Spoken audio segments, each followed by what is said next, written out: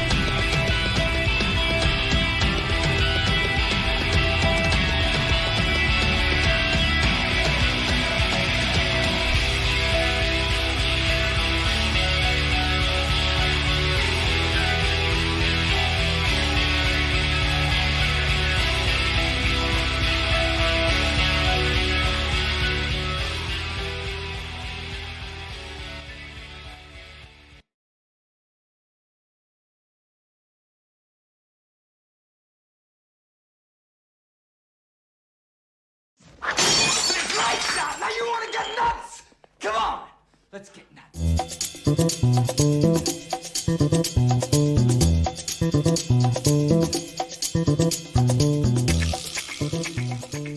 Let's do it! Turn off that. Hey, what's happening, everybody? Welcome to Film Junkee Live. It is Wednesday, it is hump day. Let's get the hump in. It is August 2nd. That's right, guys. Hopefully you guys are doing well. Hopefully you guys are having a good hump day, good Wednesday. Let's talk about some of the madness that happened today. Who knew this was going to be coming about today? But my God, especially with all the strikes and everything happening, which we're going to talk about still. We'll talk a little SAG-AFTRA and the people donating, which is good. That's what needs to happen. And Stephen Amell, shut the fuck up. All right. Of course, we're going to be talking about Wonder Woman 3 and Gal Gadot, whatever. We get it, right? And then, of course, some other things when it comes to the DCU and what's happening with all that. We'll talk about all that, of course. And then Teenage Mutant Ninja Turtles, which I'm seeing tomorrow. So what's going on, guys? All right, we got X-Fire. Sorry if I was pronouncing it wrong before. I tend to do that. Do you think this will be a completely rebooted Wonder Woman with zero ties to the DCEU? Like a full reintroduction? Just happens to be the same actress type of thing? I mean, you could always well, we'll talk about it, but you can always approach it maybe even to like I mean, look at Hugh Jackman. It's not like we haven't seen this before. Hugh Jackman, his stuff's been, if you think about his Wolverine, it's been redone, revamped a couple of times. I understand why, Mr. Nobody, I understand why Elon rebranded Twitter to X. His Tesla car models are ST and X. Yeah, and then he got SpaceX. He's just obsessed with X. It just doesn't have a flow to it, that's for damn sure. What's going on, Ryan? Good to see you. Patrick, Gal Gadot, Wonder Woman, if DCU bomb, I see Blue Beetle. I go long day, keep Peacemaker and Waller TV show. There you go. What he said. All right. Let me turn that off and turn that off. All right. Who else is out there? We got Mama Film Junkie here. Hi, Mom. Love you. We'll see you this weekend because somebody has a birthday coming up. Okay. Just what? I didn't say anything. Fear Jason, what's going on? What's going on, Fear Jason? And we got Jason McKenzie right here. Hey, helping out that pirate ship as he does. Thank you, sir. If I had a drink, I would raise it. Well, I have a buble right here, so I'll raise this up, and here you go. Cheers. No booze in it or anything like that. That's a chaser. Anyways, no, but thank you, Jason McKenzie. You're always helping out the pirate ship. I appreciate it. Every little bit helps. Every little bit helps, and much appreciated for that super chat right there. Helps out the channel because I try to take whatever I make with the channel and try to reinvest into the channel. That's what I like to do. So we got Niner for Life. What's going on, sir? Joey Henderson, good to see you. Howdy, howdy. Stephanie T is here. Good to see you. All right, who else we got? We got JD McRae. Always great to see you, too. We got Lane right here. Hey, he's been a member for 8 months. Cool. Dave, another Wednesday. And James Gunn lies still. Did James Gunn kick your dog or something like that, Lane? It seems like he, hurt you deeply. He hurt you deeply. He really did, apparently. Aaron Bailey, what's up, sir? Good to see you. Always good to see you, my friend. We got Cortez. Is this legitimate, or is this just something Gal is hoping for to happen? Well, we're going to talk about that for sure. We'll be talking about that. They should have rebooted. Yeah, that's what we'll talk about too. Brian Scully right here. I'm keeping pretty well. Hopefully you are too. We got Eric Patterson right here. We got Clay Talion. I think too many are blindly loving or hating on Gunn for his seemingly disjointed DC plans to make sense. Yeah, I mean, that's pretty much what it looks like. I mean, there are, again, you got people, you got the Lanes in the world that just can't, that when the mention of his name or the look, or even seeing his face just enrages. And then you got the people who are like, oh my God, he's got to save everything. He's got to save cinema.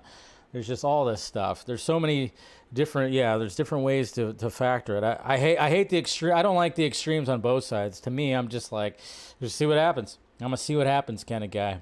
But yeah, this news today was just like, what the hell? Really? But, we'll talk about it. We'll go to the footage and we'll break it all down, right? When it comes to all that. But yes, guys, thank you for, of course, clicking in on the stream. Make sure you subscribe to the channel. Hit that like, thumbs up. Share it if you'd like to as well. Sharing helps. If you want to support the channel, there's super chats. There's a members only stream, which of course I do after every Wednesday stream. So we'll be doing one after this stream. And then of course the Patreon, which I did post a podcast. I posted a pretty lengthy self-pod last night. I was just like, there was a lot of things I was talking about when it came to all the alien UFO stuff. The Vegas trip, which Miss Nighthawk, Miss Steph's right there. She just entered right now. And the challenges that we had to get to and fro from Vegas. There were some challenges that were just like, really? Just things that happened. So talked about that, all the alien UFO stuff, more stuff about Zack Snyder and Blue Beetle. So if you want to go check that out, Check it out. Check it out. Check it out. Check it out. So we also got RJ here too. Do I still have the chat box open? No, I don't. So, all right. But thank you guys for joining. Let's get to the tweets already, huh? Let's get to the tweets, and then of course we'll look at the poll. Like again, that's why I made the joke at the opening. I'm like, yeah. I posted the poll about the whole thing, and I'm like, oh yeah, people are gonna have arguments under this thing. So, but hey, let's start off with a beautiful, beautiful, beautiful GIF from BBS right here that Snyder refers to GIFs. If you're not following them, do yourself a favor. DCF United, and he just posted right there. Of course, I made it. I was like, yes, I posted this GIF. Now kiss. Now kiss. Did you guys see this shit? Who knew? Who suspected? This surprises me right here, but who suspected that Lizzo might be a piece of shit? I sure as hell didn't. Did you guys hear about Lizzo getting like backup dancers or accusing her for sexual harassment, hostile work environment, and body shaming? Yeah, let's face it, one of the things that I've always noticed about certain celebrities and entertainers, oh yeah, they say practice what I preach, but don't preach what I practice or whatever. What's the do as I say, not as I do kind of thing? But yeah, if you actually you went down the rabbit hole of this whole thing.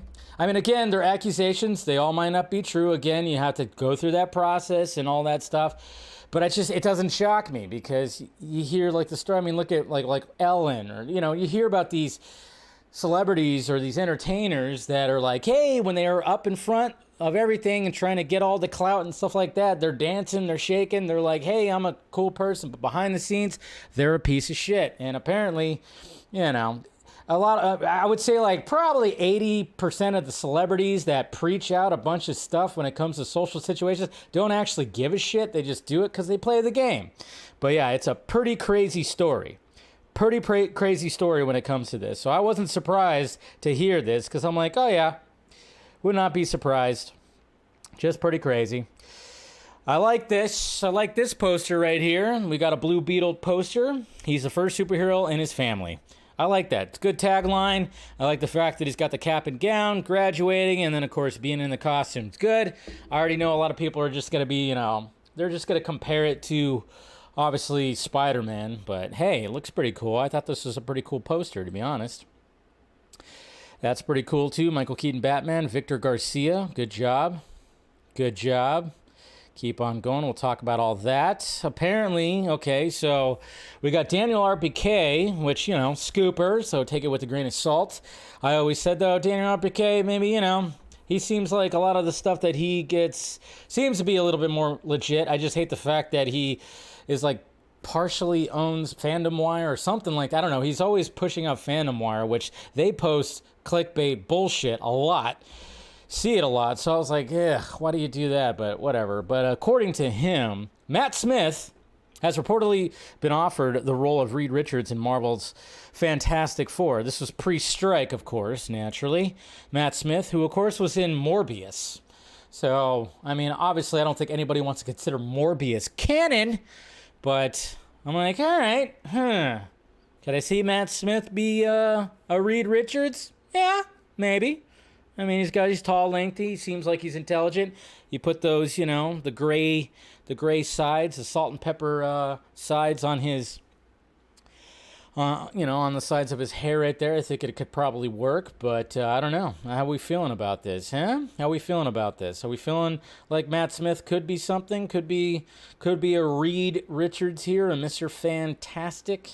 I also heard, too, that something about, like, that Sue Storm's going to be more the central character, not Reed so much. It's more going to be about Sue Storm than Reed.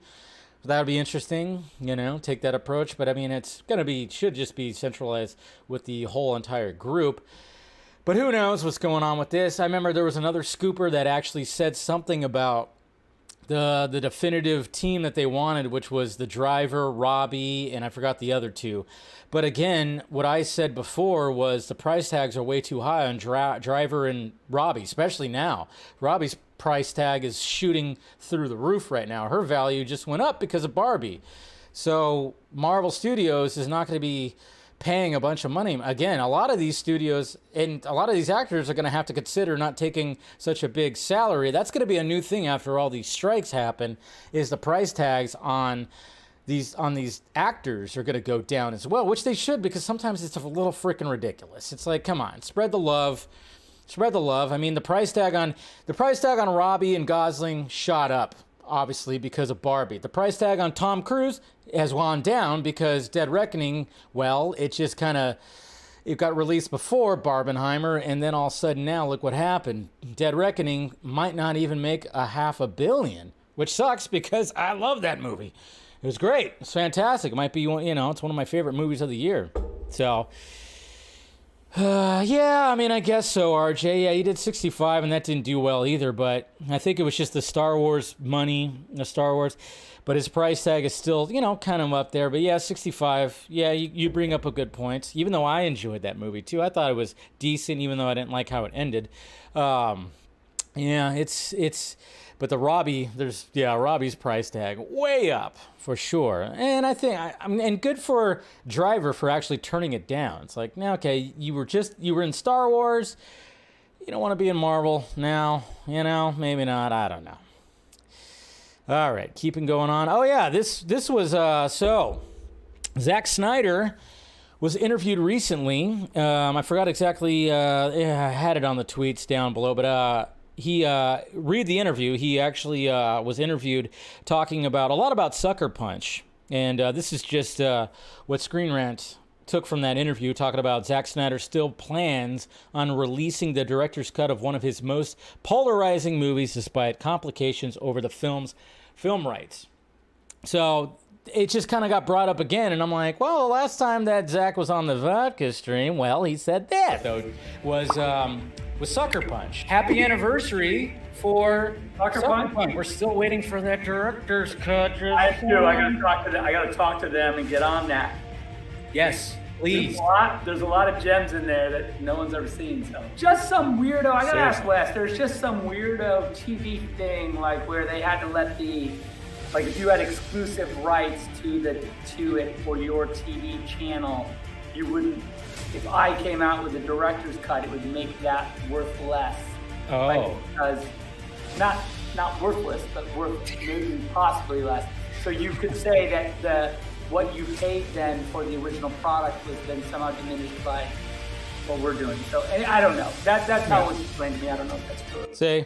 So yeah, that was brought up again. So I was just like, oh yeah, that's what he said on there. And I was like, yeah, there we go. So hopefully we still eventually is going to get that. So, we got that hashtag, release the Snyder Punch. Release the Snyder Punch. And then we got Sholo. What are you doing right here? That, this doesn't break the rules. I mean, it sucks that he can't promote his movie right now. It's a big, huge movie and everything. He's holding like a movie camera right there. Old school? A little bit. But his sister posted this right here. So this is his sister. Obviously, they're in New York City, Times Square. And we got, of course, all the posters up for Blue Beetle. As usually when it comes to a big DC movie, it's always going to show up in Times Square. And this doesn't bend the rules. So, I mean, he could be in the picture, but he's not promoting it himself. His sister is. So, good on them. Good on them for doing that. Of course, we'll talk about that. I thought this was pretty funny right here. Whoever set this up, that's pretty good. That's pretty... I mean, come on. First, Superman crushes the can. Batman can't crush the can. And then, of course, he brings out the mech suit with the kryptonite spear. And then... the tables turn. The tables turn. Nicolas Cage. Okay, this sounds awesome. This sounds pretty damn awesome right here. Nicolas Cage is starting in an A24 film, Dream Scenario. The film follows an academic who is thrust into the limelight after he starts randomly appearing in people's dreams. What? That's a pretty trippy concept right there. So you got this guy who's really, really smart, just kind of just living his life, probably, probably lives alone, probably doesn't have a mate or something like that, or a missus, or a mister, it is 2023. And apparently he starts showing up. He starts showing up in people's dreams randomly. Trippy. Trippy. That sounds like a mind fuck right there a little bit. So I like that. And then don't be this, guys. Don't be this. Apparently this... I mean, I don't... It's sad because it's tragic, but it's also like, well, she did it on her... She put it on herself. When I just saw this and I was like, holy crap. But apparently a social media influencer who extolled the virtues of a diet of raw tropical fruit has died reportedly of malnutrition, exhaustion, and infections. Yeah, I didn't really hear about this, but she was 39 and she does not look... Well, her body looks like it's 63, but yeah, she died because all she was eating was raw fruit and wasn't getting all the nutrients, and I guess her body just wasn't accepting it as much. So, I mean, obviously, we got some trippy influencers. A lot of people out there like to always talk about their diets and stuff like that, and it's like, you know what, just pick a diet that suits you. You know, I'm not a vegan person. I very much love me the meats, so... But it's just kind of like, whoa, that is... I mean, she's got tone, but she looks really skinny in that picture right there. And I was like, whew. But yeah, I mean, it's sad, but at the same time, it's like, well, she did it on herself. It's like, you have to, I mean, if you're going to go hard on a diet, just check with your doctors. Make sure everything is good, you know? Because I'm like, yeah, go for it. If a vegan diet's for you, just make sure you're getting your proper nutrients, which I'm sure a lot of them do, because a lot of people going on a vegan diet and they don't realize they're missing out on certain vitamins and nutrients and whatever the hell. So then they, they'll take something else to make sure they get those. I mean, there's ways to do all that. So, but yeah, it's just pretty crazy. And then, yes, talking about, of course, Sucker Punch, like we just talked about right now, and a lot of people, of course, were always talking about Zach being like this evil misogynist. He just wanted to put young girls in skimpy outfits and everything, and he's like exploiting them and whatever. I always go back to when Jenna Malone said this. Well, a lot of people go back to this Jenna Malone interview right here when it comes to Sucker Punch, and it's very well said right here. To me, this is a film that was written by a very horny 12-year-old boy. It has all the fantasy stuff that a young boy of that age would see. Sort of want. Even this asshole was for you guys playing what is in many ways an idealized sort of fantasy of beauty and sexiness and all those things. Whether it's quite sounds like he's having more of the fantasy, right? To know that you're going to get it right. Well, projecting. I think it's a little limiting to say that it comes from a 12-year-old boy's mind, because I know when I was a 12-year-old girl, I was also imagining fantastical characters, fantastical heroes. I was imagining myself as many different women, many different types of women. And, when I imagine the ultimate version of myself, it's not, me in sweatpants sort of like rolling around on the ground. It's me as like some sort of fantastical superhero that's like, sexy and confident and powerful and vulnerable and all of these different things. So I think that it's, it's operating on many different levels of fantasy, and I don't think that it's isolated to a teenage boy, or you would have to call me a teenage boy, because these are absolutely part of my fantastical imagining. Okay, we don't have to watch the whole thing, but I just like how she was like, well, wait a minute. It's like, so yeah, that's the way that it was back then, but obviously, when Variety got a hold of it, they were like, Zack Snyder says Sucker Punch being called exploitive was disheartening, which it was. That's what he also said in that same interview that I was talking about before, because, that was the case back then. A lot of people are like trying to do that. And then, of course, it gets brought up every now and again. It gets brought up every now and again when it comes to Sucker Punch. Those assholes that like to turn against them always try to say that. They always try to pin that on them. But again, it's projection. A lot of projection happens nowadays where people project what they're thinking onto somebody else. Take notes, people. Take notes. Just saying. This is pretty cool. The Dark Knight, obviously Detective Comics reimagined right there through art by Mr. Majumder. Again, I'm bad. But look at this, guys. McFarlane Toys showing off an awesome statue that has to do with the very first cover of Superman Action Comics. Man. Action Comics #1 right here. Resin statue. That, I wonder how much that is, because that is going to be definitely something to grab right there. Holy shiza. Man. Keep on going, keep on going. Mark Zuckerberg says Instagram's Twitter rival app has lost more than half its users. Yeah, I mean, people are, it's okay, because it doesn't have what Twitter has. I mean, that's or what X has, whatever you want to call it. I still call it Twitter. I don't give a shit what Elon Musk says. But it's like, yeah, of course, it's not going to. Everybody who just like, follow me over here, guys, come with me. And then only like 5 people come with you, as opposed to, your whole group. I mean, let's face it. I make fun of it all the time because, I wouldn't be surprised, like, the next time that people say Twitter or RIP Twitter, guess what? They're going to be like, okay, there's going to be yet another Twitter app that's going to, another Twitter alternative that's going to pop up too. I don't know how many there are now. Obviously, Threads has more of a chance because it's Zucky pants. So you just got to pick your poison. It's one of those things where you got to pick your poison. You either go with the alien, that is Elon Musk, or the robot, that is Mark Zuckerberg. Both of them are sucking data out of you, though. That's the thing. I don't know what we're thinking, like, oh yeah, Elon Musk is so evil. I'm like, yeah, Zuckerberg's not? All right. Again, you just got to pick which one is going to be sucking your data out of you.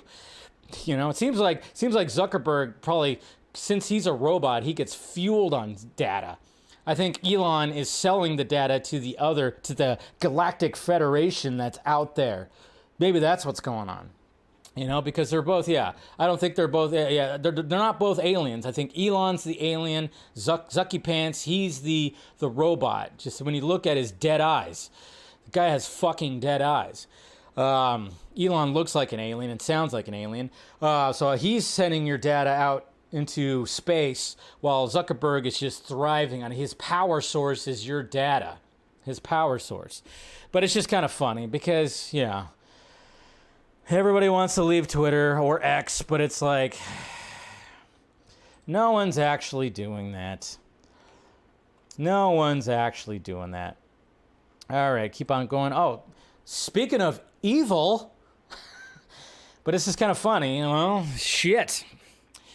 Well, according to this right here, Disney reportedly scanned all the WandaVision background actors' faces and bodies to create digital replicas. The actors didn't give permission, were not paid, or know when the replicas are being used. There you go. They're all evil. Everybody's evil. They're all feeding off of us. That's what happens. We're doing this. I'm sure they're all doing this. But I'm kind of wondering, because I don't know like the complete source when it comes to all this, but we shall scroll down. Have you have your hands out, have your hands in, look this way. Okay, so this is basically what they were telling right there, and this is the article right here. It says, have your hands out, have your hands in, look this way, look that way. Let us see your scared face. Let us see your surprised face. What if I don't want to be on Mario Vision or Sarah Vision? I fear that AI is eventually going to weed out the background actors. They won't have any use of us anymore. I know. That's pretty much what's being fought for when it comes to the strikes. But yeah, they're all just like scanning. I'm sure all of them are doing that. There's probably like a small little clause in the contract that does say it. I know like these actors are saying like, they didn't tell us. I'm like, there probably is something in the contract that you didn't see, and they probably worded it where you made sure that you didn't see it. But I'm pretty sure that it's probably still in there. But at the same time, like what some of these actors are saying, it's like, all right, if you're going to use my digital likeness, I should get residuals for it. That's the thing. And these companies are trying to squeak by, trying to think like they can't pay people for their likeness. It's like, unless in the contract it goes, well, if you sign this, you're selling your likeness to us. Kind of makes me wonder when it comes to those contracts that they sold. But yes, they're all probably doing this. They're all evil. Every one of them is evil. Going back to what I was just saying when it comes to social media, just sucking up your data, like, just feeding off the data. Now we got all this. Soon we're just going to be all in pods, like in WALL-E. We're all going to be fat and just looking at screens and moving around in chairs and wearing just the same colored jumpsuit on a spaceship somewhere. It's going to be a good life. Well, let's look forward to it, folks. Look forward to it. We'll all be a bunch of Lizzos. All right. Yeah. I had to go back to that. And did you guys see the featurette for Blue Beetle? I'm impressed. The more I see for Blue Beetle, the more I'm hyped for it. I can't wait to see it. I'm actually very much impressed about Blue Beetle, because this little featurette that got released yesterday or the day before, I can't remember, but I think it was yesterday. It's pretty good. First off, the costume is just, again, it's just so freaking awesome. But just some of the VFX of this whole thing. Like some of the fighting, let's go to some of the fighting right here. So some of the fighting right here, and the VFX just look really, really good. They look really, really good. It's got an alien mind. It can make weapons that we don't even know exist. Let's go! But of course, did you guys hear that? You guys know how much I love it. You guys know how much I love it, right? Weapon created by one of the most ancient civilizations in the cosmos. The suit's got an alien mind. It can make weapons that we don't even know exist. Let's go! Of course, it's a young kid, so they have to do that. Let's go! Again, I blame Tom Brady. Jeez. Of course, he had to say it. Yeah, and I'm like, God, it's just going to be in everything, no matter what. It's just going to be in everything. Fucking guarantee you that Superman Legacy, we're going to hear Superman go, let's go! Anyways, all right. I won't go off on a rant. I swear, I won't. But anyways. It's like, let me show you what I can do. Actually, let me show you what you can do. Whatever you can imagine, I can create. Nice choice. Cool. Look at that shot right there. That looks pretty sweet. I probably should mute it because, probably that music is going to get the copyright. So they're just basically just talking about, that's pretty funny looking right there. But I'm impressed by the VFX and the fight choreography. There's a shot that was like earlier that was pretty damn cool. So, I'm just pretty impressed by the VFX right here and the way it's being filmed and whatnot. I think it looks pretty damn cool. Like, I'm getting more hyped for the movie. Definitely getting more hyped for the movie. That shot, that right there, that's badass. Come on. That's a good shot right there. You see that? Right there. Whoop, whoop, whoop. Boom. That's cool. And that looks like it's a one-shot. That looks like it's a one-shot right there. And I'm like, all right, that shot looked pretty sweet. The choreography right there looks just pretty damn sweet right there. And then, of course, he talks about, it's all about family, because, it just tapping into that Vin Diesel Fast X money. Anything helps, So, there you go. But I just thought that looked pretty sweet. I'm more hyped for Blue Beetle. Can't wait to see it. Okay, Tobey Maguire says getting to work with Andrew and Tom on Spider-Man No Way Home was really special. It kind of reinvigorated my interest in performing. It felt like a real brotherhood. Okay, again, Sony, Marvel, Studios, Disney, whatever the fuck you are struggling right now when it comes to your multiverse saga. What is working, as I will always say, is the Spider-Verse. It's all multiverse. It's still multiverse. Just invest in it. Give the two others their movie as well as Tom. You can have the Spider-Verse. You have Miles Morales. Oh my God. I don't know why they're not tapping into it. If every one of these actors are down for more Spider-Man, tap into it. They can even create stories that just work with each other, and then we have another Spider-Man movie that has all of them with Miles Morales, with maybe even another Spider-Man. I don't know. I just think they're leaving money on the table if they're not going to capitalize on the fact that all three of these actors still want to do some more Spider-Man. Anyways. Yeah, give Andrew the third movie. Give Toby his fourth movie. Do all that. And then, of course, give Tom his fourth movie as well. But I'm just saying, everything that's, with the struggles with the MCU right now when it comes to their multiverse saga, that's the thing that is working very well. That's the thing that worked very well. And again, Across the Spider-Verse is working very well. So just go into it. Give them the movies. But then they already have everything all planned and everything like that.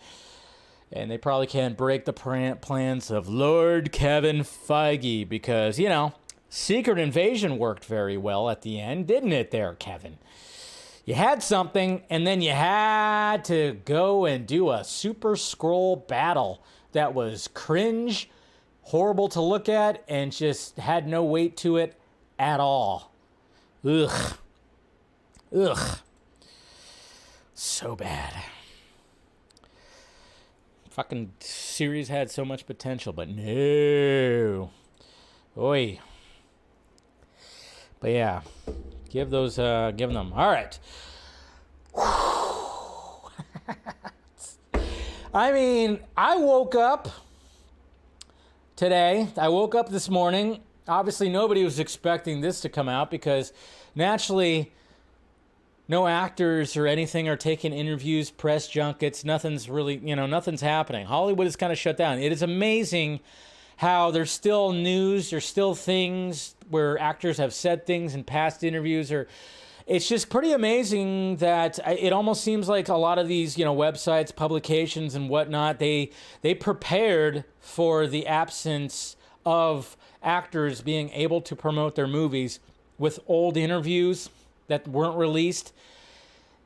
And they're just releasing them now because I was not expecting to hear Gal Gadot confirms that Wonder Woman 3 is happening in the DCU with James Gunn and Peter Safran. Like, what? How? When the hell? What they're on strike. How is she even doing this? Well, obviously, we got the articles and we got all the Twitter handles that do like a summary of that, just thrown all over the place. I mean, I woke up and I decided to look at my phone, which I try not to do first thing in the morning, but it's hard sometimes, and I'm like, I don't want to get out of bed yet. So I just kind of glance at the phone, and all of a sudden you see that, and you go, what the hell?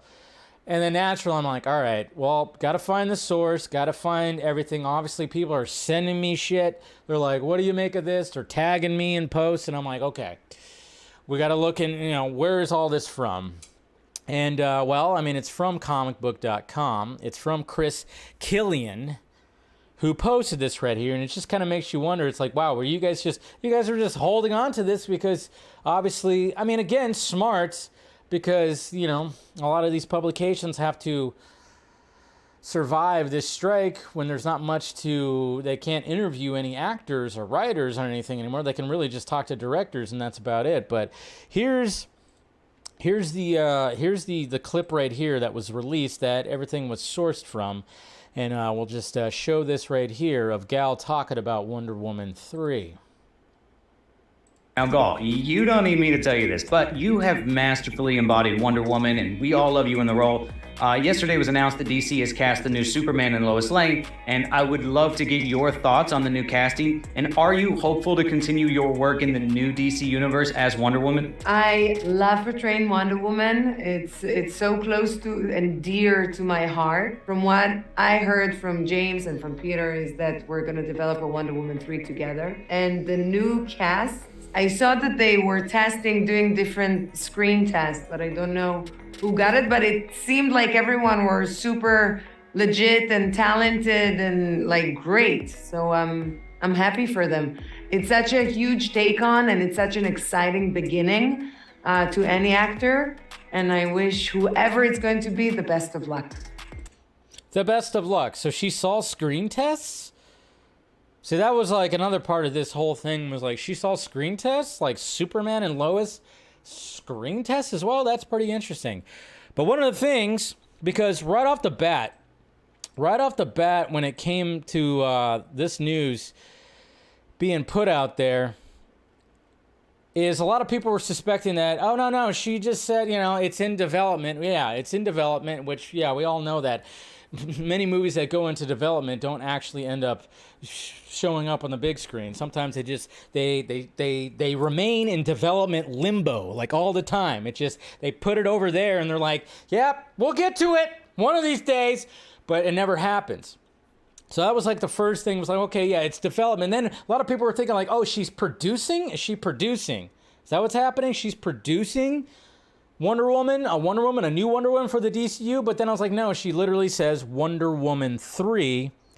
You know, she says Wonder Woman, it's so close to and dear to my heart. From what I heard from James and from Peter is that we're going to develop a Wonder Woman 3 together. See? Wonder Woman 3. So I was like, okay, so if it's Wonder Woman 3, it's definitely not going to be like a rebooted Wonder Woman and she's just going to be a producer on it, because I was kind of wondering that too when it came to what I was seeing on my feed. When it came to this, I'm like, well, maybe that is correct. She's going to be a producer on it and boost the new Wonder Woman or whatever the hell, but it's actually Wonder Woman 3. Ugh. All right. So that was the... Together. And the new... So let's see. Let's see. Did I have something else? Oh yeah, I did. So then, of course, naturally, I put out the poll of like, well, there was a lot of course, madness. It just got crazy, of course, on the feed. Everybody was like, what the hell? It's so confusing. It's this, that, and this. And my take on the whole thing, well, again, you can go back to the whole Hugh Jackman Wolverine thing and that universe. That thing went all over the place, and now Hugh Jackman is back in the MCU and everybody's celebrating it. It's not exactly the same though, because when it comes to the Fox universe, a little bit different. I mean, even it became like a joke at one point, and then of course it kind of died off, and Hugh Jackman did get a send-off. He got his send-off, his swan song. He got the send-off, but of course we all wanted to see him, of course, in Deadpool, and we wanted to see that back and forth, and he wanted to see that. Ryan Reynolds wanted to see that. We all wanted to see that. So obviously he's going to be back, and that's perfectly fine. I could see like why people are celebrating. But when it comes to this, after announcing a supposedly completely different DCU slate, it does beg the question of like, all right, so James Gunn never said it was a full reboot. Never did. I mean, it was funny because a lot of people are saying that he did say a full reboot. I'm like, I don't remember when he actually said it was a full reboot. It just seemed like it was leading that direction. But then, of course, we still got Peacemaker Season 2. We got Amanda Waller with Viola Davis. That's still happening. So it's just like, okay, so what's going to stay, what's not? I mean, obviously, a lot of the responses I got, too, when it came to things was like, well, why couldn't he keep Henry Cavill or Ben Affleck? First off, I think Ben is just done. I think he's got his own production company. He's doing all, I think, again, I always go back to that interview when he said, like, when it came to his Batman script, his trusting friend that he gave it to said, if you make this will kill you. So I think Ben is just essentially done. But then but if there's something in the future that where if he were to come back, I think he'd be down for it. But when it comes to anything that's gonna require him to be on set and in the costume a long time, he's not down for it. Cavill, on the other hand, yes, Cavill definitely did get screwed over when it came to the old regime, and then of course James Gunn was like, well, I'm gonna go a different direction when it came to that. I know a lot of people were like, well, if they're going to keep her, why couldn't they keep him? And I'm like, well, I think it's just because I don't know. I mean, at the same time, when I'm going, all right, the people who are like upset about that, I'm like, did you want him? Did you want Henry Cavill to be in a James Gunn Superman movie? I'm like, you got to pick one. You don't like James Gunn, but you wanted Henry Cavill to be in the James Gunn movie? That's what that's the thing when it comes to the fandom. It was like when he came back for Black Adam, a lot of people were throwing shit at it because he had the curl, the costume didn't look right to people, and he had the John Williams score, and people were just like, fuck that, fuck him. There was like a lot of people that turned on Henry Cavill for doing that, and then all of a sudden it's just like turns around, like when he is not, I don't know. Again, the hypocrisy is just all over the place when it comes to fans and everything like that. To me, I was just like, happy he was back. Let's see what happens. I would be okay if he was going to be in the James Gunn Superman Legacy movie. I would be perfectly okay with it because I don't have hate like that. But it was just kind of weird. But then, okay, so when it comes to Gal, the biggest thing when it comes to this whole thing, when it comes to Gal Gadot, is when in Wonder Woman, because there's just something that there's something not right. Something is not adding up when it comes to this, because yes, I get it. She loves the character. That's the character that really put her on the map. I mean, yeah, Fast and Furious put her on the map, but then Wonder Woman parlayed her. Like Zack Snyder casting her, just bam, just skyrocketed her. But the thing that just puzzles me, it's like, okay, so what was going on when it came to Shazam and The Flash? She showed up as Wonder Woman in 2 movies this year and did not promote it once, did not talk about it once. Not even in interviews. Is there anything? Nothing mentioned about her cameos in Shazam or The Flash. Nothing at all. Her scenes in there, I'm like, okay, so why was that the case? Was there something in the contract where she was not going to do that because it was the old regime? And there's just, the logistics on that just baffle me. And I'm just kind of, that's why when the fact that she never promoted either one of those cameos as Wonder Woman, I went, she's done. After the whole Patty Jenkins thing, she's done. And then maybe she's just like holding out.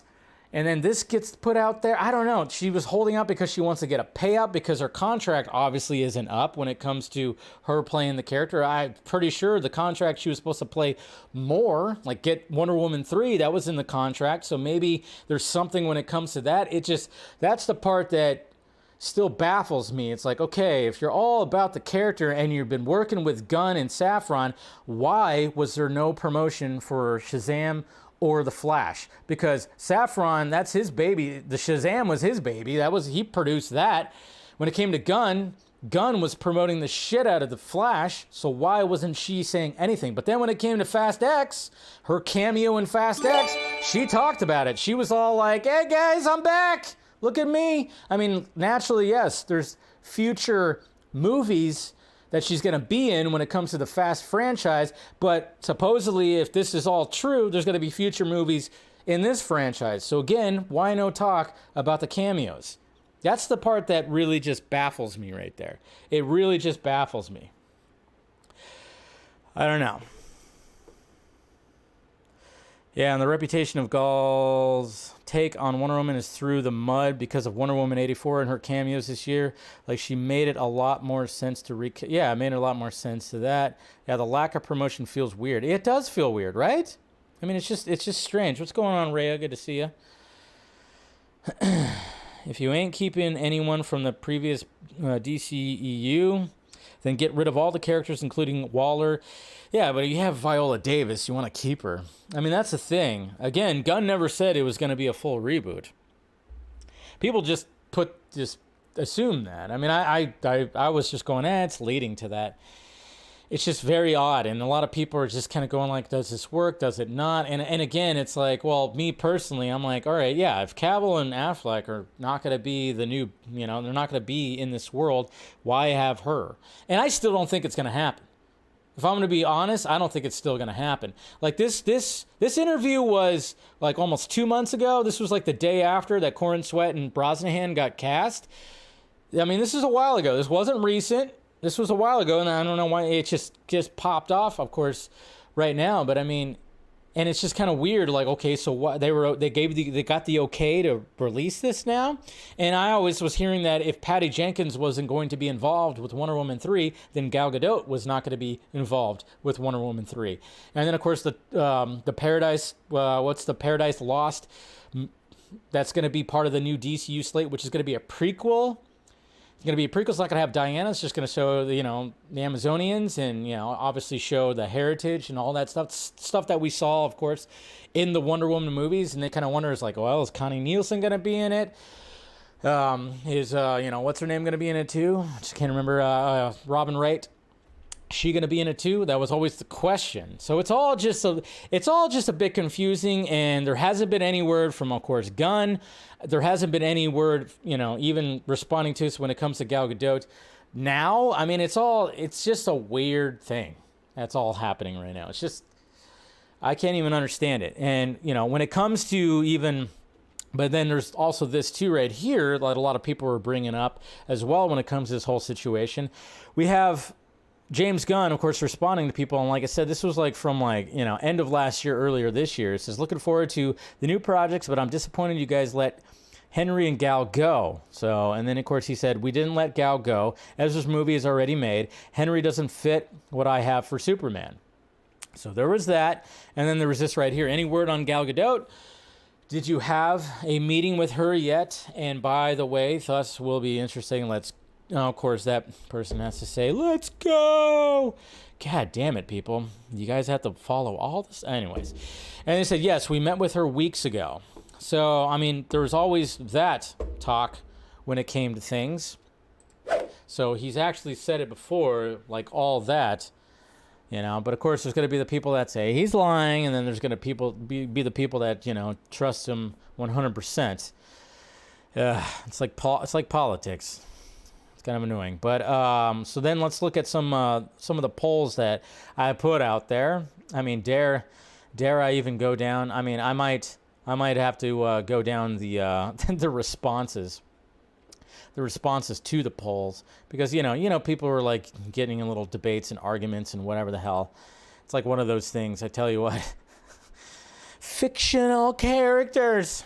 So, all right. So immediately right here, let's go to the YouTube poll that has 221 views right here, and it put 71% yes, 29% or 29% yes, 71% no. I said, do you like the idea of Gal Gadot doing Wonder Woman 3 in the new DCU? So most people on Twitter or on YouTube said no. When it comes to Twitter, same thing. We knew that was going to be the case as well.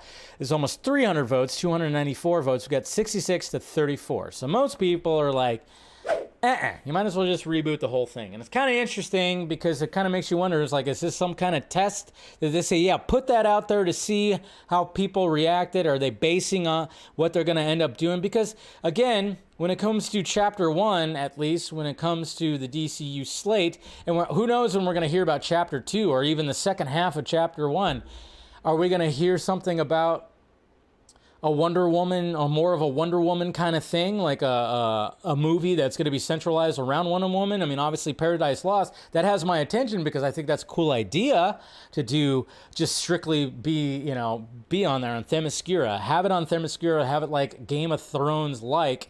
I understand that, but eventually you're going to have a Wonder Woman. And then, of course, people were already they were going way into the future. When I was looking at my feed, they're going way in the future, going like, it's going to be weird for Gal Gadot to be standing next to the new Batman and Superman. And I'm like, are we, okay, so we're already talking about Justice League that's probably not coming out for another 8 years. Way into the future, before we already even know what's going on. And a lot of people were saying that about Jason Momoa as well. Well, they were like, okay, we're going to have Jason Momoa as Aquaman standing next to a new Superman and a new Batman and a new, it was like, that was a weird thing too. And that's up in the air as well. It's like, what's going on with Jason Momoa? Again, it's just messy right now. It's just messy. And all I'm saying is let's just wait and see. Let's just wait and see. Okay. Let's not start storming the castle. Let's not start, throwing shit back and forth at each other. It's all just it's all just very odd, but we just got to wait and see what happens. Just got to wait and see what happens, Obviously, one of the things I was thinking about too, because somebody responded and said this is kind of like, somebody actually had this response and it was a weird one. I was like, no, that doesn't make sense, because a lot of people are, when they want to jump into the debate, I don't think they think it through, but somebody actually said this would be like Michael Rosenbaum coming back to play Lex Luthor in Superman Legacy. I was like, no, it's not. That's not really that, because Gal is still Wonder Woman right now. She was in 2 movies this year as the character. Michael Rosenbaum hasn't played Lex Luthor for years, and there's been numerous actors that's played Lex Luthor since. So that's not quite the same. Not quite the same. It's just kind of interesting because, again, the people who are backing this, yes, you could play the whole Hugh Jackman, Wolverine, Fox, and now into MCU level to it, because none of that makes sense, but we all love Hugh Jackman as Wolverine. We all love Gal Gadot as Wonder Woman. So, I mean, no matter what happens, I'll be down. If she's still in it, cool, because she is a fantastic Wonder Woman. She's awesome. She's amazing. Wonder Woman, Zack Snyder's Justice League BVS, Wonder Woman 84, and, that was kind of a miss, even though there's some good moments in there. But she is the definitive Wonder. Even like the cameos that she's had, I mean, it's still just always great to see her. It's always great to hear the music. I mean, she has her own theme. You hear that theme, it's Gal Gadot's Wonder Woman. But so I'll be okay with whatever they choose. I'm like, because obviously, I mean, there's it's what's so weird. We're at a point when it comes to these movies where it's so saturated and it's so. I mean, I remember there was even, I think it was Christian Harloff that brought up that got a lot of. I didn't respond to it, but he posted a clip from his podcast a couple of days ago talking about that the John Williams score should be every Superman's theme, that should be universal, and his argument is just like the Bond theme is like universal, you know. And I see like the point, but at the same time I'm like, nah, it's not the same. It's not the same kind of character. When it comes to Bond, it's just like, all right, Bond is just mainly, it's just every movie is just a different Bond adventure, and usually they don't connect with each other really at all. Now the Daniel Craig ones did connect. There was an actual like beginning and end, which I thought was cool. It was different, but of course it still had the dun dun dun dun dun. You know, it still had that. Even though every one of those movies had a different opening Bond song that was sang by a different, you know, songwriter, you know, vocalist, whatever the hell you want to call them. They always had like a different opening with like a different Bond song. But when it comes to like the Superman thing, my argument is like, well, we had the John Williams score, and then anytime there was like different iterations, like there was even Superman, there was Superman themes before it, there were Superman themes after it. So we're already used to just not having the same Superman theme for every Superman iteration. We're already used to it. When it comes to Bond, it's just, it's synonymous. Synonymous, yes. Every Bond always had that. Now, if they would have kept it throughout, then we probably would have been used to it. But we would have already been like programmed to be like, all right, John Williams' theme 100% should be for every Superman, every different actor. But that's just not the way it is now. We have just different themes for all the different iterations of Superman. So when they try to bring it back and try to tack it on Henry Cavill, it just did not work in a lot of our eyes, you know? So, but when it comes to Gal Gadot, if they were to actually do a Wonder Woman 3, that's not going to be a direct sequel. I mean, let's face it though, Wonder Woman 84 didn't feel like a direct sequel either. So they might just take the route of like, we're just going to do a third Wonder Woman movie. We're going to go balls out and just have like this crazy, awesome movie. And maybe it'll be put into, it could be put in an Elseworlds type of scenario. That could be the case too. That's one thing that not a lot of people were talking about. This could be a DC Elseworlds type movie, like the Batman, like Joker. This could be added to that as well. Hopefully Keanu Reeves Constantine, but who knows? So it could be just placed there because, again, on the slate is just Paradise Lost, which is a prequel with no Diana. Could look at it like that. All right, anyways. Yeah. How we going out there? Either she's just producing the new Wonder Woman movie. Yeah, I don't think she misspoke, though. I don't think she misspoke, RJ, to be honest. Let's see what you guys saying here. Adios. Okay, saying bye Nighthawk, bye Steph. It's some Elseworlds movie, in my opinion. Yeah, see, that's where I just kind of got to right now. They need to recast. I love Gal, but still. Okay, nah, you got to recast everyone. Everyone! What's going on, Rhea? Good to see you, of course. Let's see. Then I have first... Okay, we're talking about the Man of Steel thing. Yeah. The logic... By that logic, the Linda Carter Wonder Woman theme... Yeah, exactly.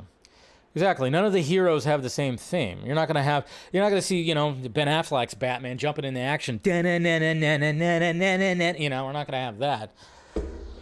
It's just like when good old Danny Elfman was like, there's only one Batman theme. No, there's not. That's the thing. You might have the definitive one because it was used in Batman the Animated Series. I'll give you that. But Shirley Walker even kind of tweaked it a little bit. So, it's like there's not one. The James Bond theme, they just kept it consistent. So it was just synonymous. It was just, that's the way that you hear James Bond, you hear that theme.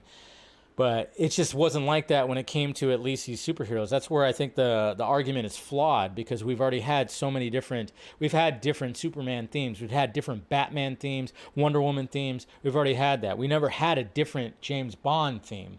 So it's already like programmed where we're like, all right, after 27 James Bond movies, you had the same theme. I don't even know if there was always in, maybe did the first one actually have it? But yeah. It's like, who knows? But when it came to Superman, there was a different theme before that. When it came to like George Reeves and the Max Fleischer Superman, you had different themes already. And then we had the John Williams one, and then there was different themes after it. It's just not going to work, unless you go back in time and just continually, and have them just use it for all the different Superman iterations. So. Yeah, do what Antonio says. Hit that like thumbs up. The animated series version is better than Elfman's. Yeah, it is. Like I said, it's got a similar tone, but if you were to put them both together, they're not exactly the same. Shirley Walker did make it her own. Just kind of using the similar stuff right there. All right, so let's all just relax and not get too crazy with it. We'll be all right, but. If they're going to go forward with this, I'm thinking it's got to be Elseworlds, right? Maybe Elseworlds. Because maybe they would have to do that. I don't know. But it's just, I still don't think it's going to happen. But if it does, could just be Elseworlds. Or they might just say, like, fuck it, no one's going to notice. Which, obviously we'd notice. And then speaking of James Gunn and animation and all this stuff. Well, first off, there was a Variety article that was talking about Mr. Manuel Soto, who's, of course, the director of Blue Beetle, talking about the movie, which he could still talk about. The directors can still talk about their movies, which that's good, and glad that he's getting some support. Like I said, with every little piece of footage, the VFX and the fight choreography is looking good. I'm wondering if the humor is going to be annoying at sometimes, probably, but who knows. I'm looking forward to it, though. But in that article, and I'm not going to bring it up because, it's a big, long article. I'm sure you guys saw it, but there were some bullet points when it came to other things. Specifically, of course, Aquaman and the Lost Kingdom. Apparently, it's going to stick to that December release date. According to Peter Safran and people. Yeah, it's going to stay there, which it might not. I mean, obviously, they've been talking about the idea of postponing it yet again. This would be it's going to end up getting delayed more times than Top Gun Maverick. But the sad fact of the matter is Top Gun Maverick, that actually benefited it. I don't know if it would benefit Aquaman too. But I remember I was even discussing this with some people on the timeline as well. I was like, well, they've already poured in so much money in this. If they delay it more, it's just going to lose more money. It's going to lose more money. So why delay it even more? You shouldn't do that. Can't delay it even more. But when it comes to animation, now first off, I remember on Monday's show, I said, there was a tweet that said James Gunn said that some of the DCAU, this DC animated stuff, which would of course be linked to the overall DCU, the Creature Commandos, which that's going to be a show, I believe, or maybe it's going to be a movie. I don't know if it's going to get released in theaters, but there was mention that yes, there would be some DC animated movies that would actually get a theatrical release, probably limited. But you never know. I mean, you'd be surprised. I mean, the fact that they haven't really tried to tap that market again when it comes to just basic animation. Just basic animation. I'm not talking about 3D stuff. I'm not talking about like DC Super Pets where you have all these celebrity voices and everything, but you actually have a small DC movie that's just the regular animation, no computer generated real animation like that, like how DreamWorks and Pixar and all that stuff. But if you were just to have just a regular kind of animation in the movie theaters, it would be, I wouldn't be surprised if just tapping into that market would actually benefit. How many times have you seen on the box office report of some anime movie that gets released? I mean, I know anime is got a huge audience all over the place, but you will see no promotion of it really at all on anything, social media, TV. And you'll see an anime movie just blow up at the box office. I mean, of course, yes, like I said, especially in different countries, they're huge, but you just never know. So I think that's smart if they're actually going to do that. I mean, they already were smart about, referencing comic books, but I'm just saying, like, if you're going to tie things together with animation and then have a theatrical release, you never know. You could tap into a market that's been kind of forgotten, because every animated movie, again, is a DreamWorks, a Pixar. But if you have just, like, standard animation, and maybe it could be something. I don't know. But, and then there was this right here, because obviously when it came to Comic-Con, and of course, James Gunn, he's on Threads, not on Twitter, so he's answering on there. But a lot of people were wondering when it came to the Justice League Crisis on Infinite Earths, saying it's a DCU movie. And of course, he said, like, no, they messed up. It's been corrected. So there was that right there, too. I mean, that's pretty much, the whole thing of it. James Gunn clarifies, DCU timeline mistake after Justice League movie announcement. So there was that too. But again, I mean, I'm just kind of, those two announcements, and we talked about it on the Vodka stream when it came to that and Watchmen. It's got to be interesting. We already know that Alan Moore is not going to like the Watchmen movie, probably not at all, but he might. You never know. But when it comes to Crisis on Infinite Earths, when it comes to what's going on with the DCAU right now, I mean, they're already rushing to that. That's pretty interesting. But again, when it comes to animation, I think that there's potential there. And to put it on the big screen, I think that could be a good idea, but it just seems like it's been a long time since that. Japan probably doesn't have a massive advertising push for these Western blockbusters either, Creature Commandos is going on IMAX. There you go, Ryan. That's the spirit. Yeah, when it comes to the trailer for Aquaman 2, I mean, I'm assuming that maybe in front of Blue Beetle could be it too. If I were to have to wait 8 years for a JL film, Gal will be closer to 50 than 40, so her playing DCU Wonder Woman makes no sense. Yeah, it's probably not going to be the case. Again, you got to start thinking about the other alternative. Everybody's just going, Gal is the DCU Wonder Woman? It's like, we don't know that. We're all just jumping to the conclusions. It really depends on how you feel about the whole situation. That's what I've noticed, like, looking at people, on the timeline, I'm like, all right. And even like people who respond to me, you click on their profile and you see, like, what do they tweet? Oh, okay. They tweet nothing but Snyderverse stuff. So naturally they hate James Gunn. They do all that. Okay. So that makes sense. It's always funny when I get, because I get a bunch of reactions to this on both sides of the whole argument. The people that love James Gunn and the people that hate James Gunn, and just the way that they tweet, you could tell like how they react to it. And it seems like people who are not happy about what things are happening right now, we're all just like attached to the idea that she is the DCU Wonder Woman. It's like, well, she might not be. It could just be an Elseworlds thing, and maybe they're just going to wrap up her story because there's potential there. I don't know. It's all just very weird. But like I said, just wait and see. Just got to wait and see. SAG-AFTRA. Celebrities coming out. After Dwayne Johnson did it, a lot of celebrities have been doing it too, donating to the foundation to help the actors and actresses who are picketing and striking. And they're all donating money, and they're all donating a lot of money, which is great. This is just a list right here from Discussing Film. There's actually more than that. I think there's more names that have been donating to, of course, the relief fund for these actors. But right now, off the top, Oprah, Meryl Streep, Nicole Kidman, Leonardo, Matt Damon and his wife, Arnold Schwarzenegger, Jennifer Lopez and Ben Affleck, Ryan Reynolds, Blake Lively, Hugh Jackman, and his wife, Deborah. So, I mean, that's just something. I think Clooney also did it too. Seth MacFarlane donated too. Basically, I think Fran Drescher, she actually said that, oh yeah, we have enough money raised where they could strike for a bit, and these actors and actresses can still be okay and put food on the table and, have some money while all this is happening. And again, we're supposed to be getting more negotiations happening on Friday, apparently, when it comes to all this. So hopefully that is, but it's great. I was hoping that's what I was hoping when Dwayne Johnson gave like over $1 million of his money to the foundation, to the relief fund. I was hoping that more celebrities were going to do the same thing, and they are, because yes, there's a lot of these actors who are very well off, and they can afford to, hey, here we go, throw some money at the people who are living in shoebox apartments in, you know, the great city of LA. Yeah. But then we have Stephen Amell.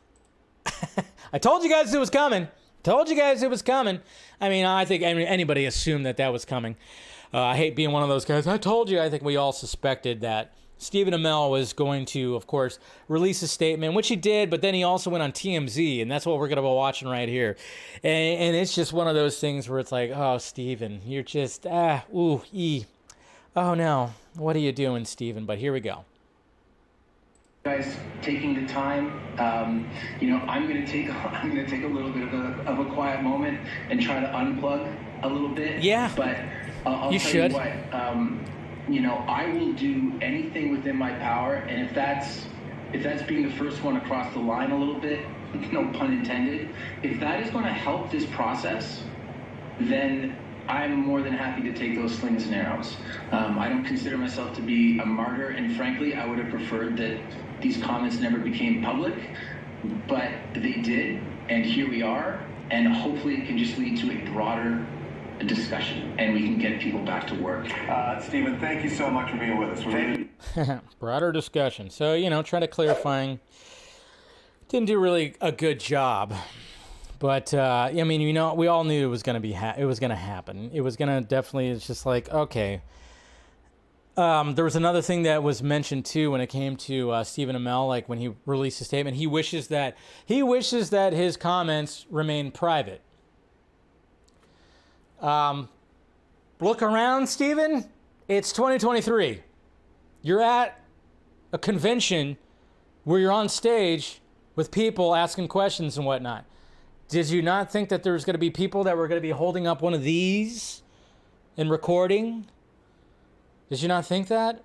Yes, I get it. You wanted your comments to be remained private, but welcome to 2023 where everybody has one of these strapped to their asses. And if they weren't, like, telling people to not record, that was going to happen no matter what. It wasn't going to remain private. It's like, hello? Yeah. You know what's funny? It was like I was listening to a podcast today, or, you know, Pete Holmes, who's a comedian. He had Kenan Thompson on, you know, Saturday Night Live. You know who Kenan Thompson is.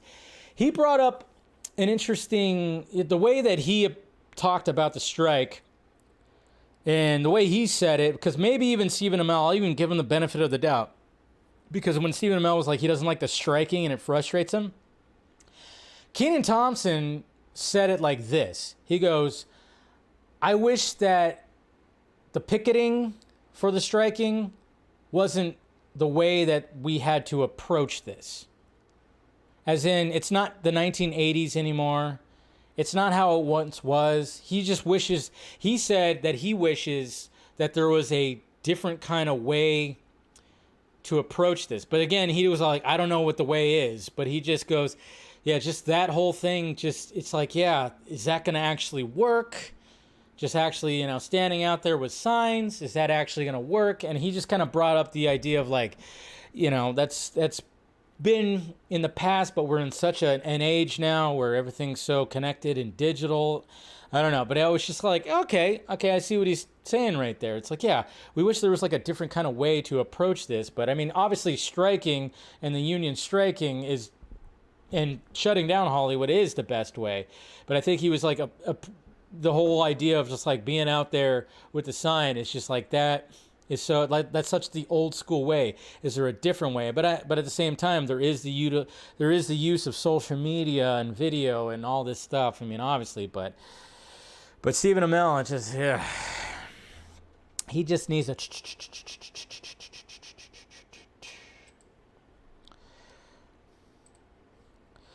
But yeah, exactly. What is the other way, Plush? But I get what he's saying, because I even kind of thought about that too. I was like, you know, people out there with their signs is like, is that doing something? I think, do you really need to do that part of it? Like actually do that? Or is it just like, can you just Just strike, and then that be it, and you're not going to be working, and everything's going to be shut down, and these studios are going to lose money. I don't know. It's all just such a weird thing.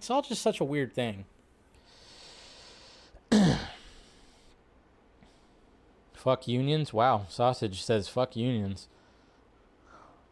You see the video, his co-star from the Arrow was telling... I didn't see that one. No, I didn't. Picketing works and has always worked. Yeah, but I could see why people are now going like, oh, does it still? They're questioning it. I could see that. Teenage Mutant Ninja Turtles, Teenage Mutant. First off, hey, we're going to be getting Paramount's trying to get the rights to the old TV show, right? And they're going to be showing it on, I think, Nickelodeon, if you have cable. And I think it's going to be on Paramount Plus, too. They got actually the rights because you really cannot find those old episodes from the old TV show anywhere. But apparently we're going to be able to watch those now, which is great. It's absolutely great. And then hopefully you guys are going to be checking out Mutant Mayhem this week. It has potential to be another, something. I don't know how much of an impact it's going to have, but apparently the budget was pretty low. Or was it low? I didn't even check the budget. I should have checked the budget more. But I don't think the budget was like too crazy. But let's look at some of these reviews at least. And it's currently kind of kicking ass right now. 94 and 94. That's right. Because obviously audiences have already seen it. Screening started yesterday. So a lot of audience members have seen it already. 94 and 94 with a unique visual style and a story that captures the essence of the franchise's appeal. Teenage Mutant Ninja Turtles Mutant Mayhem is an animated treat for the whole family. That's good. All right, let's start off with a bad review from the Denver Post. Mr. John Wenzel here. Simply being better than past failures does not make something good. While Mutant Mayhem does several things right, from its likable voice cast to its refreshed version of the Turtles' origin story, it also gets stuck in the same gunk as the forebears. Not a Teenage Mutant. Okay. This funny, fast-paced adventure could have a punchier screenplay at times and even cut down on the vomit jokes. Well, that's great. But it's hard to resist the endearing teen quartet of New York sewer-dwelling reptiles that are de facto mutant rat dad. And they're de facto mutant rat. I know. There was actually like a whole thing that, obviously the that fun side of, of YouTubers and people, they were passing around information that Splinter was gay. They found out that Splinter was gay, so of course they're already like making their thumbnails and their reviews about how woke this thing is. I mean, it was already went to town when it came to the April O'Neil thing, naturally. Which of course, I could see some of the arguments, but for the most part, I was like, who gives a shit?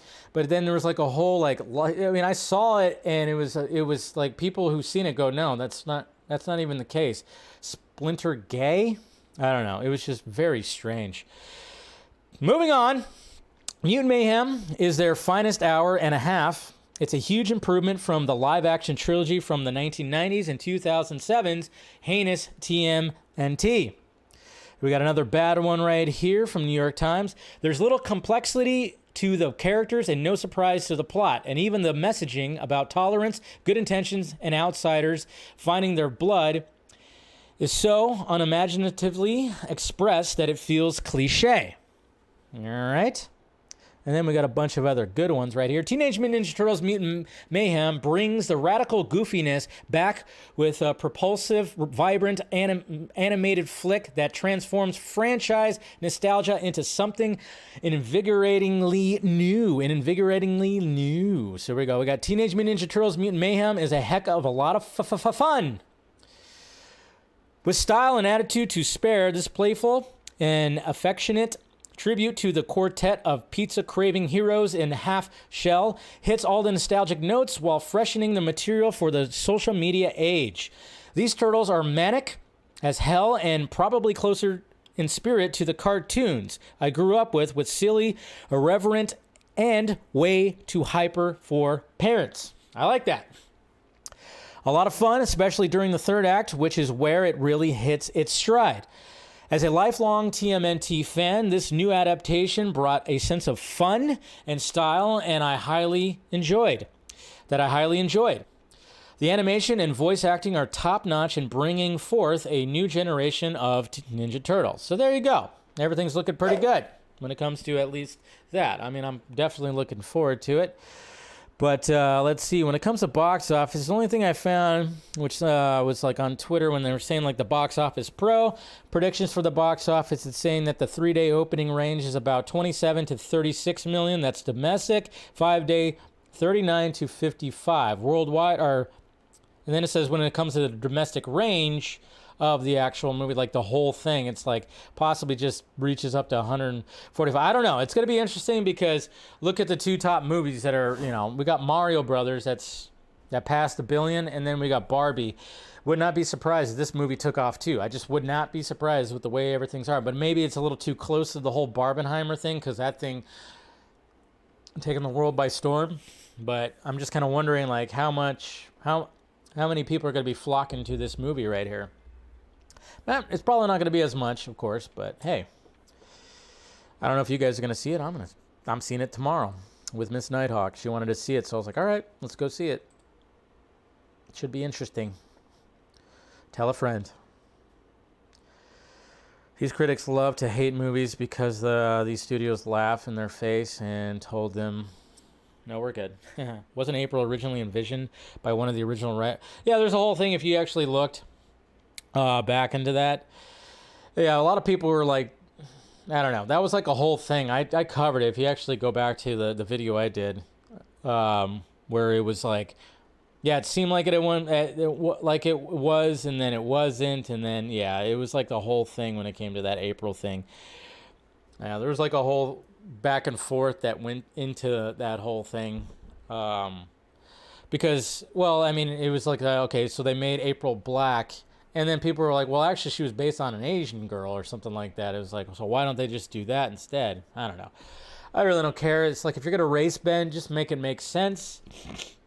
That's the way I look at it. It's just like, make it make sense. Don't just do it for the sake of doing it. I mean, obviously, we've always talked about how Hollywood is just, they see a ginger and they're like, get away. Change it. You evil, freckly person. The ginger. All right. So, did I post this on there? Yes, I did. Okay. I'm afraid. Let's go to the questions now. Yeah, Barbie is definitely killing it at the box office. It's going to reach $1 billion likely this weekend. So, that's the third weekend, and it's already going to be at $1 billion. Yep. Yeah. Yeah. They're already making a sequel, an animated series continuing the story between the first and the sequel. Nice. So they already know that they have a hit on their hands, right? Because Seth Rogen was like, oh, this is how we're going to approach it. We're going to do it like this. All right. I'm going to read off anything from YouTube. No, just one comment right here from Mike H. Will people still support Superman Legacy after seeing Gal staying as Wonder Woman and they replaced Henry? The people who are upset about the Henry thing are most likely not even thinking about supporting Superman Legacy, or at least most. The people who are going to support Superman Legacy don't even really know about that whole situation when it comes to Cavill. Most of them probably don't even know. They're probably like, wait, I thought Cavill was, oh, okay, well, I'll check out let's face it. There's a little nerd bubble when it comes to that. There's a lot of like bubbling stuff. But I think like the people are, and it's like, yeah, if you don't want to see it, don't see it. There's nothing wrong with that. Support it, or not support it. Nothing wrong with that. Just the proclamations. That's where I always just kind of laugh. The proclamations of just like, people like, I'm going to post this. And that's how I feel. It's like, well, you're not going to go see a Superman film. Fine. Anytime there's like the boycott stuff, I'm not going to go see a movie. Wow, you're doing the Lord's work, People are starving, there's war happening. You're not going to go see a movie. Oh, watch out. Okay. Let's go ahead and see some Twitter questions right here. First off, with Aaron Bailey, do you think the studio's possibly coming back to the table with the guilds?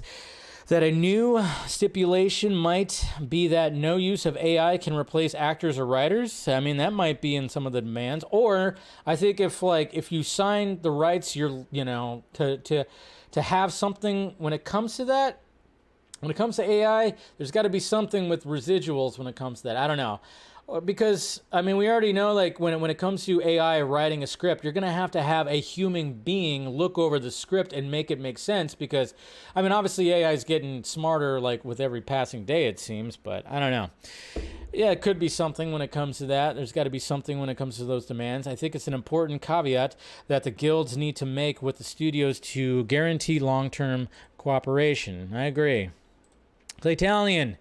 Dave, do you think it'd have been smarter for Gunn to, instead of putting Clooney at the end of The Flash, they brought back Affleck to film something? Maybe him and Ezra's Barry going to get lunch to kind of fulfill the promise. Yeah, that would have been nice. I agree with that. But I mean, I was okay with the gag. I get the gag that they were going for. And I laughed. But yeah, that would have been kind of cool, especially after that moment that they had. When it came to the last time we saw Ben Affleck's Bruce Wayne. Eric, Dave, you say people are just assuming it's a total reboot. I gotta say, if it isn't total, Gunn and WB are taking a big risk. I don't see how a selective reboot wouldn't look like a confusing mess, especially to mainstream audiences who don't live and breathe CBMs. Just saying. I think if you go to the mall and you were to ask 5 people who's Wonder Woman, probably 3 of them at least would not know who's playing Wonder Woman, maybe even all of them. I don't know, there's that whole thing, but at the same time, I'm like, I think people just want to have just good movies, and if they see a Wonder Woman movie, they're like, okay, let's go see that. Again, I think we're too busy in our own heads to not think about, I don't know. So if Wonder Woman 3 is a standalone like Logan or whatever, great. But I guarantee you, if she's the Diana of the Gunverse, folks outside our bubble will go, yeah, well, I mean, but again, I don't think it's going to happen. And again, if it does happen, it most likely might just be an Elseworlds type. It should make a dark as fuck Wonder Woman movie. Make a dark movie do it. Fuck, can you imagine if Gunn was like, hey, Snyder, remember your Wonder Woman movie idea that you had? You want to do that? You want to make Wonder Woman 1858? Let's do that movie. We're going to make it R-rated. That's right, we're going to make it R-rated where she's chopping heads off. She's getting bloody as hell. She is having lesbian sex with other people. And sex, normal sex too, just make it fucking R-rated and dirty and grimy and do that. James Gunn, I dare ya. Make that your Elseworlds movie. Sorry, I got a little excited. Anybody else got a boner? All right, so Luke, number 1 question. Do you actually think this movie is going to happen? I actually kind of don't. I'm leaning on that it's not going to happen. Sam, how about a joint Aquaman Wonder Woman movie to act as a trilogy? Yeah, you know what? I thought about this as well. I was actually thinking about this as I was preparing the stream today. I thought about, what if they were to just like send off both Momoa and Gadot's characters with a team up movie, Amazonian with an Atlantean. I mean, we had that awesome, that great moment when they were digging up Superman and Zack Snyder's Justice League, and they had that nice little conversation. I wouldn't mind that. Would not mind that. Mr. Ben Everts, I don't like the idea of keeping characters from the old DCEU, yet I don't mind if he keeps Gadot. Mahershala Ali played Cottonmouth in Luke Cage, and now he'll be Blade. Yeah. And no one has said a damn thing when Charlie Cox is a different kind of Daredevil. That's very true, too. There's also the Charlie Cox thing, where it's like, he's not going to be the same Daredevil as we saw on Netflix. Vincent D'Onofrio Was not the same Kingpin. Ryan, I've heard good things about the TMNT movie. Good things. Wondering if its legs are nice as Barbie and could deflate Blue Beetle. Look what happened to Haunted Mansion. Yeah. Blue Beetle needs all the help it can get. Devon Wooter, hey Dave, who is the best villains in Mission Impossible? For me, it was Sean Harris and Henry Cavill. I'm just confused. Yeah, I would agree with that. But I do like Rupert, what's his name, from Mission Impossible 2. Again, I'm a fan of Mission Impossible 2 and will always defend it. I'm just confused for Wonder Woman 3. I'm happy Gal Gadot back, but they can bring back Henry Cavill. Well, like I said, I think that's just, yeah. I think Ben is just kind of like, no, I'm good for now. Jacob, I thought everyone liked Gal as Wonder Woman and the first movie especially. Now everyone's trying to say she can't like the what? Huh? Now everyone's trying to say she can't like the what? What do you mean like the what? I don't know. I've seen everybody just mainly, okay. You might have to clarify that one, Jacob. I don't know. Like the what? Now everyone's trying to say she can't like the what? What is she liking? Darkness Under the Hood. Darkness Under the... Oh, she can't act. How the hell did you get it to like? You gotta check that autocorrect. People saying she can't act. Oh yeah, some people have always said that. A lot of people have said that before. There's people that said that before, but not everyone was saying that. I mean, there's just people that like her and people think she's great. Most people think she's great as Wonder Woman. But yeah, there's always going to be those people that say that her act, they've been saying that for years. Acting is wooden and everything. There's no depth in her acting. They've been saying that for years. That's right. You gotta look at both sides all the time. You have to open that up. Because yeah, it's like that's been a thing for a bit. Darkness Under the Wind. Dave, could you see Gal Gadot staying for the DCU as Wonder Woman, not just sparking confusion, but also causing the general audience to question the DCU if it will be a success and better than the DCEU? Could I see Gal Gadot staying? Yeah, I mean, I could see her staying. I don't think that I'm on the side of like, nah. I mean, that's which I've established with this stream. It's like I'm more about that, but I wouldn't be surprised. But if they go Elseworlds and they, conclude her story in like an Elseworlds standalone movie, fine. But go fucking dark. Make it R-rated. Go bad. Again, just make it just go out with a bang. David Castillo, my speculation is that Gal returning hangs on the success of Aquaman 2.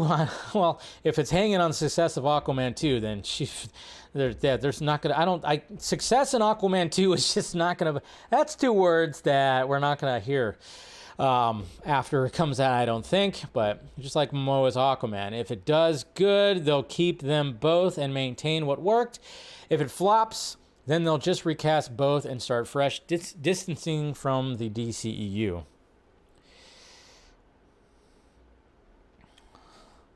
Stylist, surgeon. If the DCEU crossers are Gal, Ezra, Jason, Journey, and Aldous, I'll be happy. Okay. I don't think Ezra is definitely not coming back. Oh boy. We got Mr. Nobody. Hey Dave, I hope Blue Beetle really does well. I'm happy we're getting a live action, but I'm a little worried that the villain is someone with the same powers. Well, yeah, pretty much looks like that. One of Marvel's problems was a lot of its characters in their respective first films had enemies that mirrored their abilities. Yep, that's definitely what it is. Personally, I don't mind it because I don't need the first film to blow my expectations. I just want it to be reasonably good, but interesting enough for me to be invested in the characters, blah, blah, blah. I think James Gunn really said it best, that we don't have superhero fatigue, we just have bad stories fatigue. So I think we just want to be excited and entertained. In my opinion, this is where Zack Snyder shined. I agree, because he gave us something we didn't ask for and didn't think it was even possible, and we loved it. Yeah, I agree with that. But yeah, I mean, if it's depending on Aquaman 2, I wouldn't depend on that. Yeah, it's not going to be good. Jamon Watson. I think James Gunn is going to get a lot of explaining about this, because there are going to be a lot of unhappy fans for this news came out, and they won't him. Wow, a lot of typos. Yeah. I mean, I'm sure he's going to end up coming out sooner or later, right? And has to say something. And finally, Kevin, looks like we were wrong about Gal being out as Wonder Woman. Maybe Gunn will put Wonder Woman 3 as an Elseworlds movie. That's where, yeah, instead of just being a part of the DCU in order to make her happy. Thoughts? Yep, that's pretty much what I was thinking about earlier there. I mean, I just, to me, I'm like, that just sounds like the way to go. And I didn't really even think about that before I was just talking about it right now, was the fact it's like, oh yeah, you make it an Elseworlds movie for her, just make it R-rated and make it just crazy. Because then you would have 3 Wonder Woman movies that are just distinctly different in tone, even though Patty Jenkins did the first 2. Let's face it, Wonder Woman 1 and 84, they have different tones. They're just different. I mean, the first Wonder Woman worked as, like, you know, the Amazonian goddess, you know, the sword going after Ares, going after a god, and the fish out of the water kind of scenario. And it was just, she was like that badass. And then you had Wonder Woman 84 that was like the TV show. That was more like the TV show. The aesthetic of all that was like the TV show. So make the third one just dark, R-rated, and just, probably not going to happen. That's wishful thinking. You know, Gadot probably doesn't want that either, but I'm like, do that, or just, you know, or do the live action backstory that Zack Snyder made. Kind of wondering what Gunn thought about that. James Gunn probably knows about that. Probably knows about the Wonder Woman 1854, 58, 54, right? Yeah, the Crimean War Wonder Woman. He probably knows that story, and he might be like, you know what, that's kind of cool. I don't know. Again, we just got to be patient, folks. We just got to be patient. All right, guys, that is the Wednesday stream. Members, like I said, will be, where's the music? Come on. I got to get there it is. My God. Members, if you want to be a member and pick my brain a little bit after this, become a member, and I'll see you members in a little bit. Hit that like, thumbs up, subscribe to the channel, hit that notification bell so you know when I'm doing this stuff. Follow me on all the sock meds that are around me. If you want to support the channel in a different way, we got the Patreon right there. Like, again, I have like a 45-minute podcast by myself talking about all kinds of shit. If you want to go check that out. And yeah, guys, make sure you just you're good. Make sure we're good. Just be patient. Just be patient. That's all I got to say. That's all I got to say about that. All right, members, I'll see you a little bit. Everyone else, I'll see you Friday for the vodka stream, which of course we'll be discussing more about this with the panel, and that should be a lot of fun. All right, guys, members, see you in a little bit. Everybody else, talk to you later.